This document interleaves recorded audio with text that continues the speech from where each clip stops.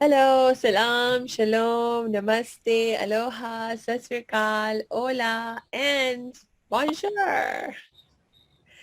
So welcome everyone again, and welcome back, Jeff. I'm so excited you're back for the third time because we had such amazing conversations. I love to have you back. So welcome back.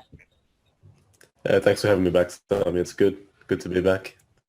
Yeah, I know, right? Okay, so one of the really interesting things we started talking about last time, and then we were sort of running out of time, and so we didn't get to dig deeper into, is you mentioned, we were talking about how um, you can create better balance in your life because you have so much to manage. You have your work, professional work, but then you also have to take care of things at home and family and all that kind of stuff. And so how do you manage everything? And one of the most excellent tips that you were sharing was that you exercise every day for a couple of hours, no matter what happens. And that is something that really helps to ground you.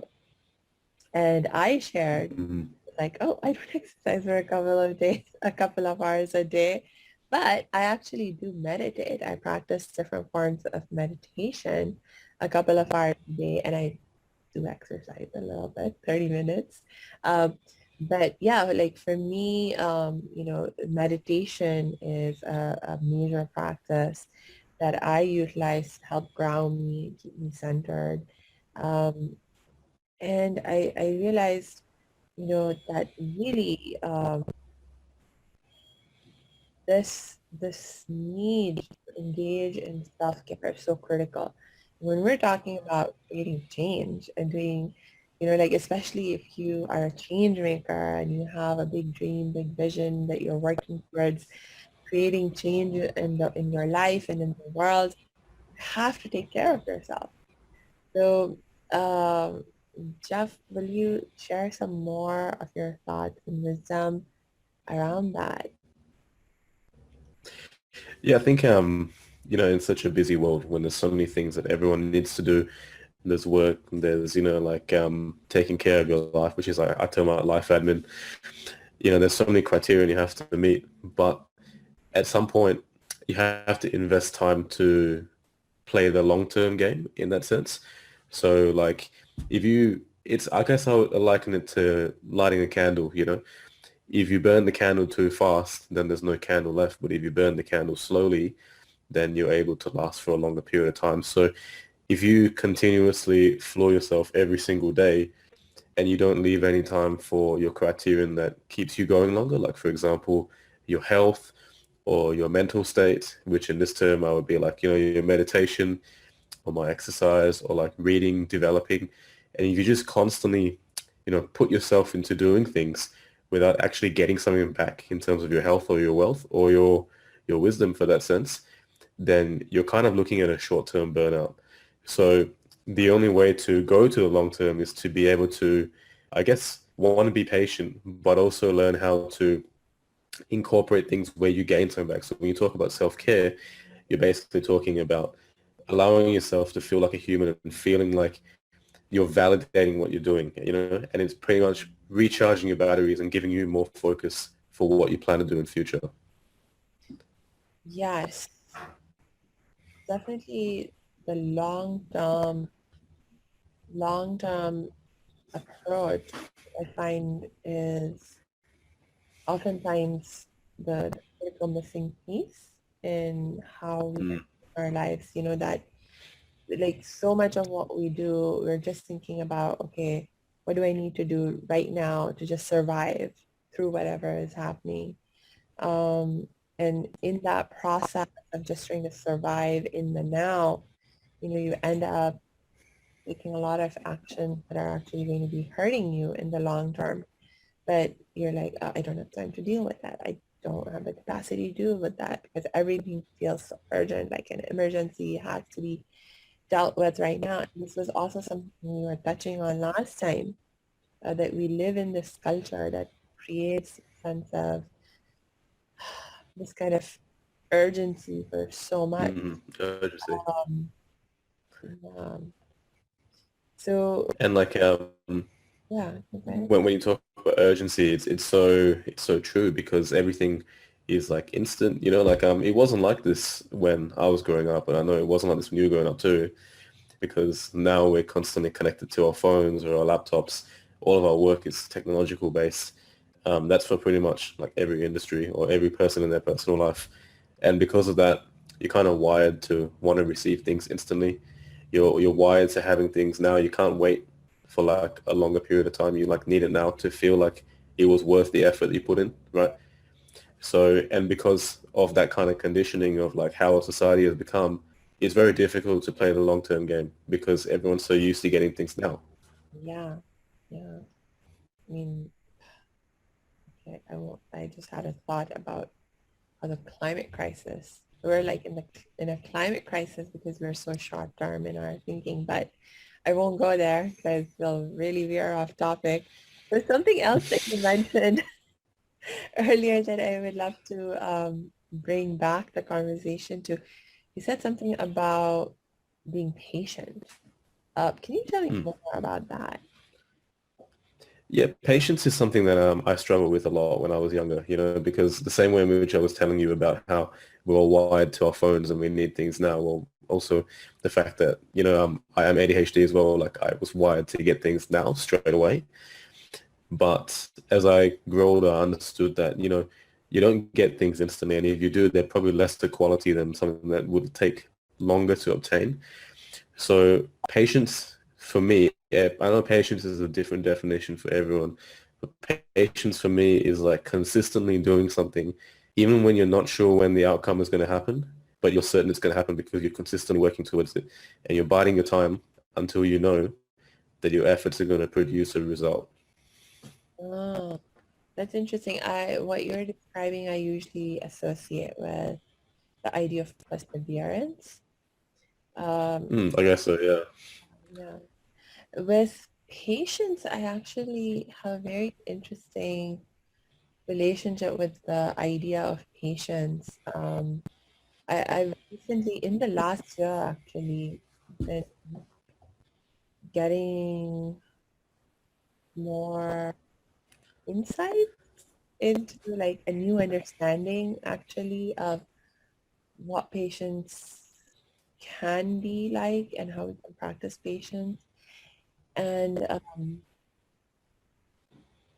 actually, one of the forms of meditation that I practice every day now, um, the teacher that I'm learning that from, he he he talks about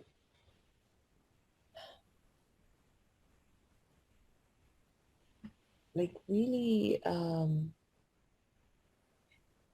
aiming to live every moment of our lives in joy and gratitude.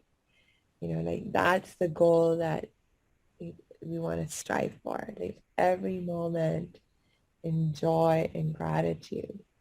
And so it's like, well, how do you do that? Especially if you're struggling with something. And, like from a spiritual perspective, patience is part of the answer. It's actually part of the starting point of how you deal with struggle. Like you respond to it with patience. And what I've been realizing over the last year is that their patience is not an all or nothing game. It's not like you're either patient or not patient. There is actually depth to how patient you can be. Like you can practice deeper and deeper levels of patience in a given situation. And so at the more, let's say, bottom level of our top or surface level of how you might practice patience, I know like for me, I associated that with this feeling of I just have to grit my teeth and get through something.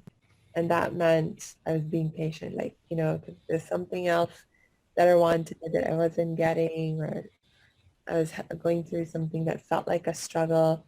It was like, okay, I just have to sort of get through this. And that meant being patient. But that's not living in joy and gratitude. And if you have that kind of attitude, you can't live in joy and gratitude. So um, it's like, how can you practice patience at a deeper level? And so then, it start thinking about, oh, switch your perspective. This is also something we've talked about in one of our previous conversations.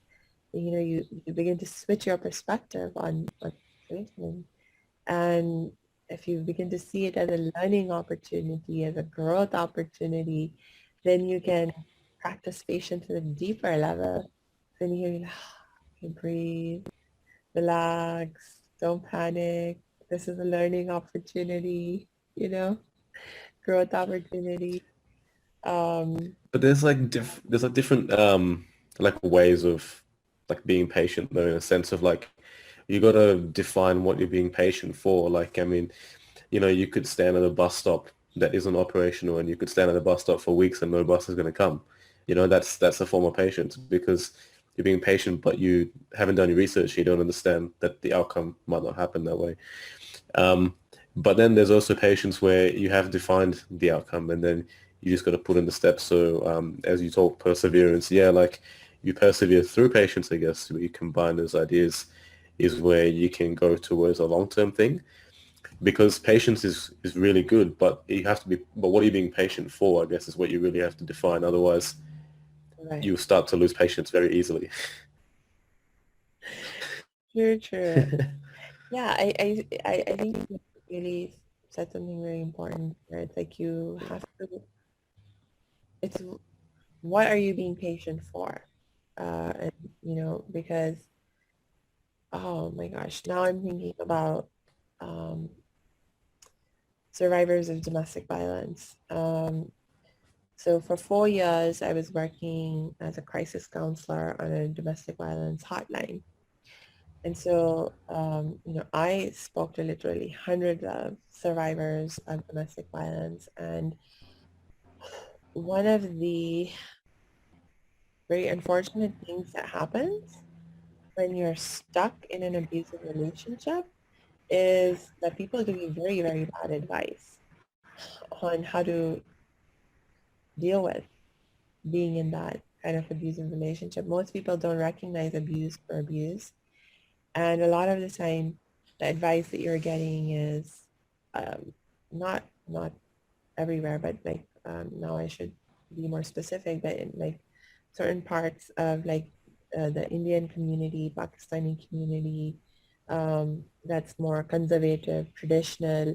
There's this mindset of, anytime there's trouble in the relationship between husband and wife, we're told, oh, you have to be patient.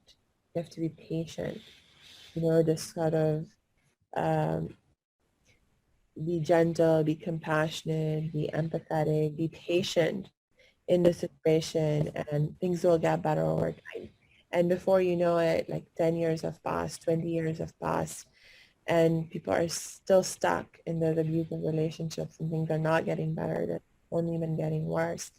And you're still being told to be patient. And that's just really sad. That's just really sad. That's a serious, there's something very wrong with that kind of patience and the practice of patience in that kind of a situation. Well, that's more of like a way to keep them quiet. It's more of a way of just saying, look, it'll get better, it'll get better. But like that's an outcome that you can see, but then that outcome is not within their control. They're kind of leaving it to other circumstances to come into play for that outcome to happen. So that's the thing about patience. Like you've got to like say for example, if you're just driving without having an end destination, you can be patient, but you drive all over the land, but you wouldn't get to where you want it to be. But Right. if you had a map, you just had to sit in the car and be patient till you get there, right? Right. So it's the same concept. It's like you have to have a destination, and then you have to drive, or in this case, put in work or put in something and be patient while you put in that something. Otherwise, If uh, you stop the car, you're never going to get there, right? So that's just an analogy that I would use to explain my understanding of patience. yeah. Going back to the idea of self-care and, needing to engage in self-care, especially as someone, you know, who has a life vision that you have crafted for yourself and you're trying to work towards that. Um,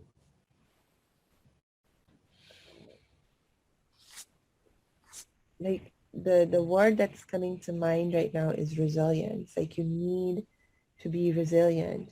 And of course, being patient is a part of how you achieve resilience also. Self-care is an extremely important part of how you achieve resilience also. Um, what what else do we need? Well, first of all, maybe if you first tell me how you define resilience, and then we can talk about how else you can be resilient. Yeah, resilience is something that I think is really important for the human condition for growth because it's good and all to, get coached or it's good and all to like read a book or watch a couple movies or inspiration. But if you're not prepared the good times and the bad times, then you're probably not going to be able to enjoy either one of them, And you're definitely not going to enjoy the good times if you can't recognize that bad times are necessary. And resilience I guess, in a lot of culture is quite weak because as we were talking before, everyone is so conditioned to receive things instantly. You order something online and you can get it within 2 days, right? So when everything is instant, it's hard to be resilient for things that might push your character to the boundaries of what it can actually take. So over time, you have to start building practices. And well, first of all, before that, what you said before was good. It's like having a vision for what you want with your life is important because then you have something to work towards. Right. But at the same time, also, if you're not able to take the bad times and the good times and combine them into an experience, then you're not going to be resilient to last until the long-term goal happens for you. Yeah. How did you define resilience? Did you define resilience? You cut out for a bit, so I'm not sure if Oh, I, did I cut out? yeah. Yeah. So to me, I guess to summarize what I said, resilience would be being able to maintain your character and your fortitude through good times and bad times and recognizing that you can push through. You can push through and you refuse to give up. That is resilience. It's basically just like refusing to give up. Um, One of the definitions that I love for resilience is the ability to bounce back. So, Mm. life hits you with challenges, you might have a fall, but to be able to get back up, to be able to bounce back from whatever that hit or fall was, because, it's like no matter how amazing you are in terms of, like for example, I'm a happiness expert. I have lots of skills in terms of how to create and maintain my happiness. I do lots of things every day to create and maintain happiness and grow in my happiness. But no matter how awesome and amazing I am in that practice and that ability, I still get hit with things that are unexpected at times, and um, I'm not immediately able to respond to them in the best ways. I find myself feeling stuck, or finding myself like having that fall, um, without having uh, that ability to immediately um, get up. It can take a while sometimes to recover, but so it's one thing to have these like sort of happiness skills that you create and maintain in a general context, but then resilience is actually its own skill set. It's like when you have that fall and you find yourself struggling, to be able to get back up. Um, does that distinction make sense for you in your framework and way of doing things? Well, yeah, I think resilience is quite universal in that sense. It's like you just it's if you like to summarize everything and be don't you're not giving up. You're not giving up even when things push you down or whenever you feel elevated. Like every kind of extreme emotion has a middle line, and you've got to learn to thread that middle line. And resilience is being able to, I guess, understand that not everything's going to go according to plan, but that's where you just got to stick to it. But obviously, like there are times when um, you have to learn when the plan isn't going to work out. Then you got to jump ship. There are always times like that too. But if you can see that things just require a little bit of extra tweak or effort or this or that, then you can keep going, and that's completely fine. Yeah, and sometimes what you need to be resilient is to jump ship. Because if you're Yeah. Mm, on a sinking ship, for example, and you don't jump ship, you'll just drown with the ship. So sometimes exactly. to be resilient, you have to jump ship and to know the difference, to have the ability to know the difference between when you actually need to jump ship and it's the wiser, better choice versus when you just need to stick it out longer on your current path, work harder or whatever. How do you suggest people make that distinction? Like how can you figure that out when you're struggling with something in a moment and you've been struggling for a while? How do you know if you need to jump ship or just keep working harder at it? Um, well, I've always been good at like kind of seeing these kind of things, but I normally look at reflection on my past because like most events happen in a kind of manner where you can kind of pick up different attributes. So like I'll give an example. So recently I was living in Melbourne Mhm. and I was trying to life coach and do like big seminars in Melbourne. And the day I arrived in Melbourne was the day in which it entered into lockdown. Like I literally got off the plane and I was on my phone at the airport and it said we're going into lockdown in 4 hours. Mhm. So I had to go to my apartment and basically like sort myself out in the next 4 hours before the lockdown happened. And it was a total lockdown as well. It wasn't like a half. It was total lockdown. So that was cool. And then it got better. The city opened up, and then we entered into another lockdown. But this one was really bad. So the lockdown is not going to end basically until probably December this year. So it came to a point. I think it was 2 weeks ago where the cases were really starting. This is talking about COVID, by the way. So the cases were really starting to pile up, and I saw that basically the city was going to be in lockdown for the foreseeable future until like December. And I thought to myself, all right, I can stay here or I can go to another city. I can just leave. I can just go to another city because I was like, I can remain in lockdown for the remaining 4 months or I can just leave. So to myself, there's a fork in the road there. It's like one pathway. It's like, okay, I am leaving Melbourne, even though I really wanted to come and live in Melbourne. But on the other hand, I'm like, okay, if I stay in Melbourne, then it's not going to work out the way I wanted to anyways. So that's when I knew, okay, it's time to jump ship because I'm not going to be gaining any favors from this experience because it's actually setting me back. So I decided, okay, see you later, Melbourne, and book my flight back to a different city. And that's a perfect example of what we talked about just there. It's like if the cards aren't lining up and they're not lining up, it's time to leave. Yeah, yeah, yeah. When I when I'm struggling with decisions like that, oftentimes, I find it can be a little confusing to figure out which way is the right way to go when I'm trying to figure things out with my brain because I'm like one of those people who can find pros and cons to everything. And so sometimes I can way overthink things. Actually, I do that a lot. Um, and so actually my favorite technique of making decisions now is just to calm the mind, relax mind. And I drop straight into my heart and I'm like, heart, you tell me.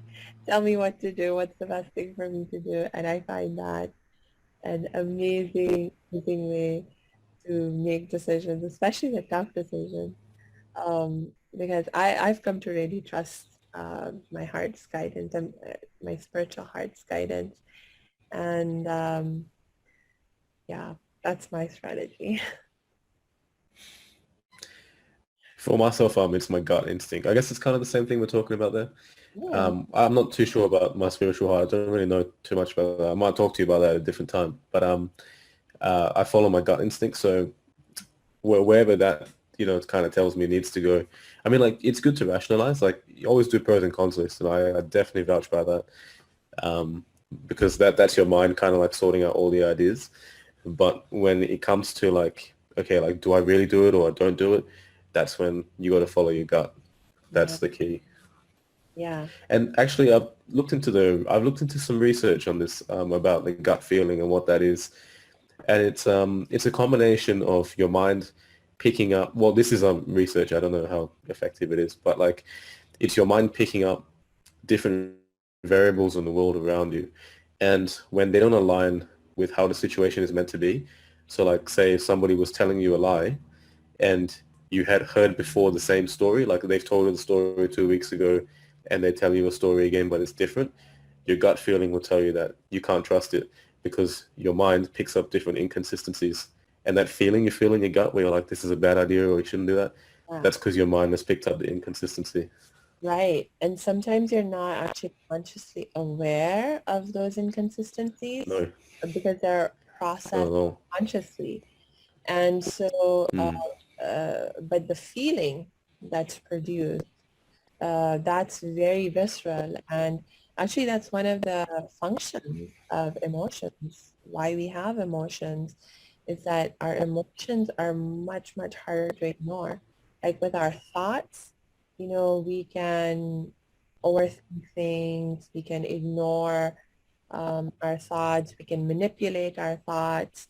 Um, but when it comes to our feelings, um, they are definitely much harder to ignore. You can try to suppress a feeling for a while, but actually the more you try to suppress a feeling, in general, it'll come back. It will come back even stronger because our emotions are not really meant to be suppressed.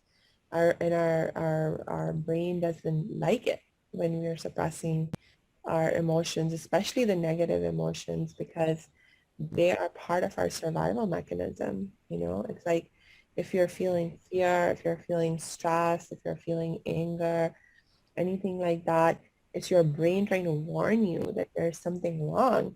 And so the more you try to ignore the brain's warning, the more desperate it gets to make sure that you listen to the warning and take appropriate action to protect yourself and the brain, from the danger that it's perceiving. And so it really is not a good idea to ignore our feelings. Um, I do find though that sometimes, we can be very mistaken about what our feelings are actually telling us to do.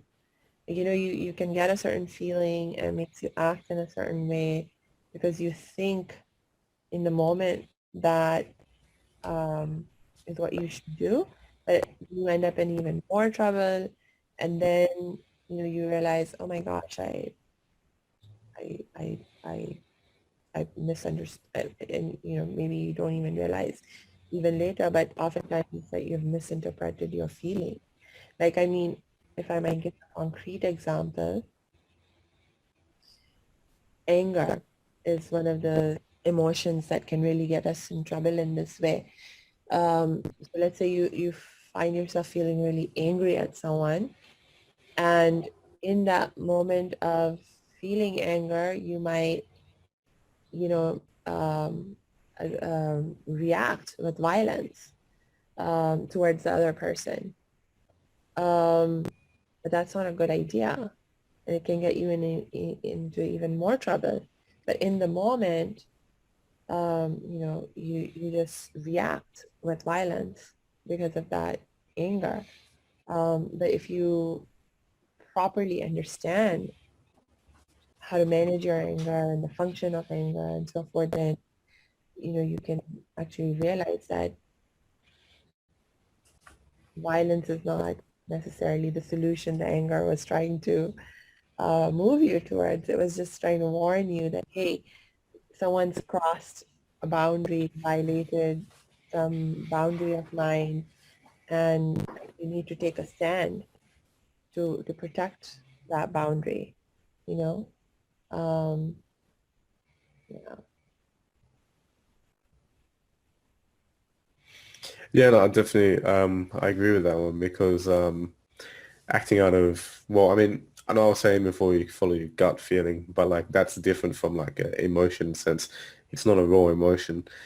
Like a raw emotion, as you're talking about there in terms of anger, yeah, if you act out of it, then you're not really calculating the consequence.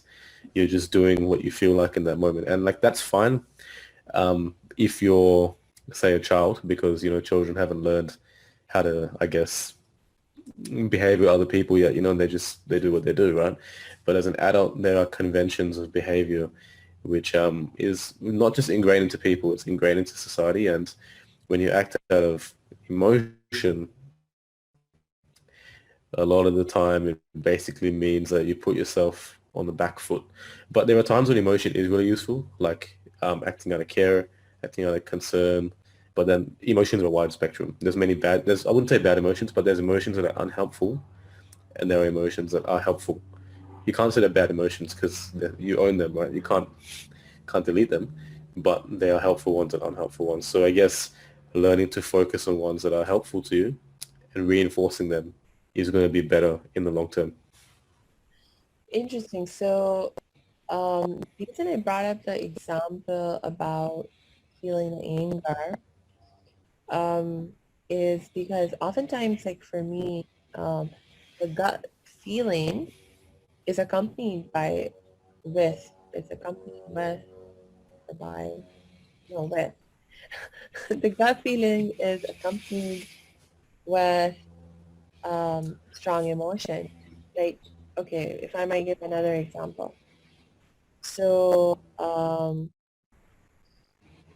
let's say, um, like, as a female person, I have hyper sort of sensitivity to safety concerns in terms of like, especially if I'm out and alone and in the dark. I mean, these are a lot of triggers.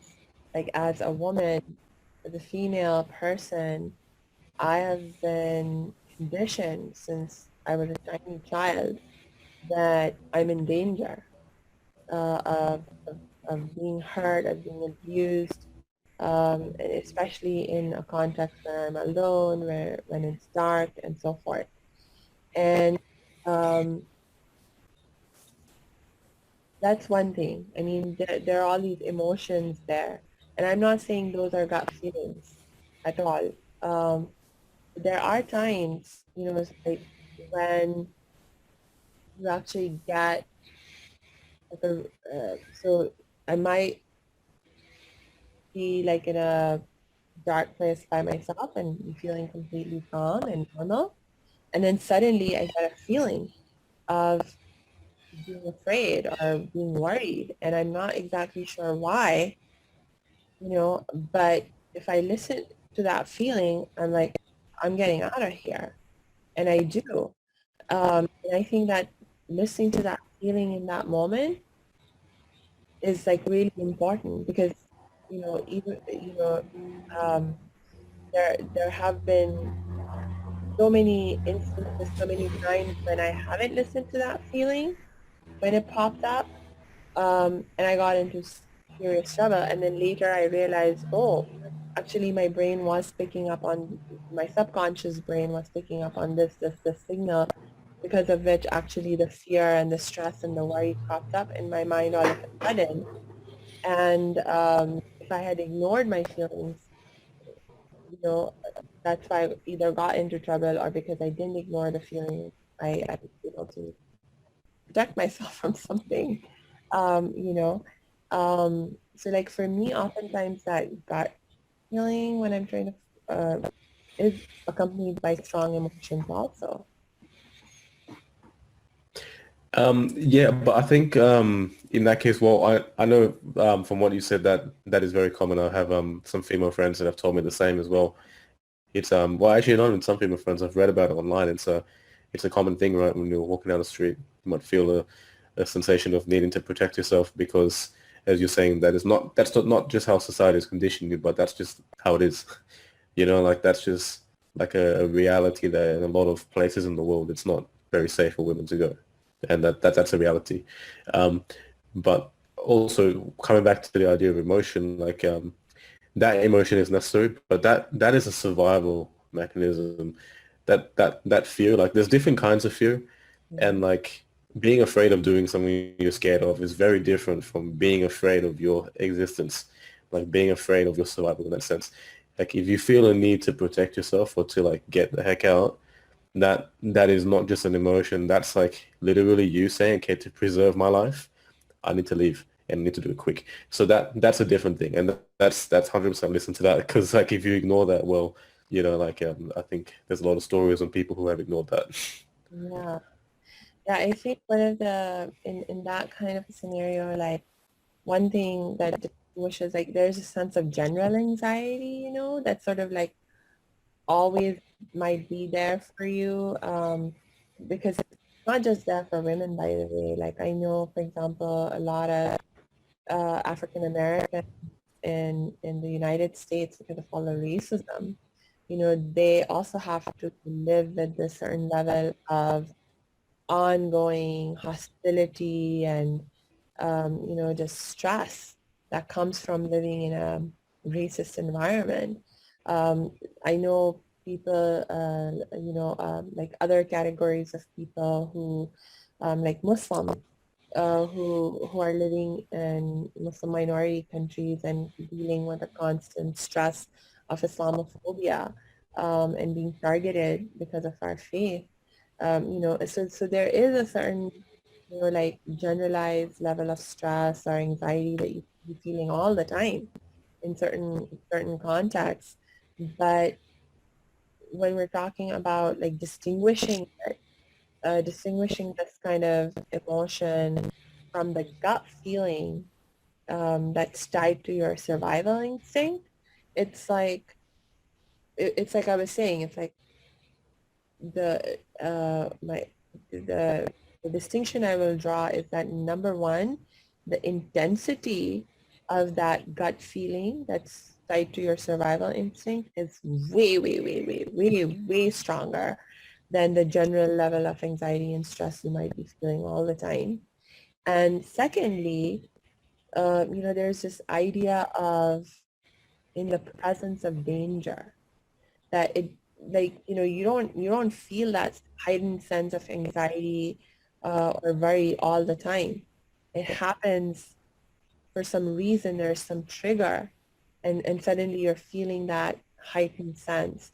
And so anything that triggers a heightened sense of anxiety, stress, etc., that you need to pay attention to that. There's something, even if you don't immediately understand why you're getting that significantly heightened sense of anxiety, etc.